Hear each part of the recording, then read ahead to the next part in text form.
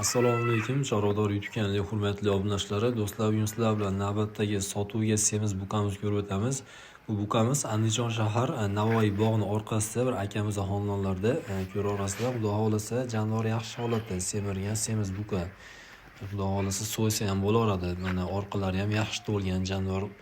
Ammo yog'siz, yog'li darajasi ham unaqangi o'ta yog'li emas. O'rtacha yog'lari ham, ya'ni go'shti ham unaqangi yog'li bo'lib chiqmaydi. Xudo xolasa yaxshi holatda chiqadi.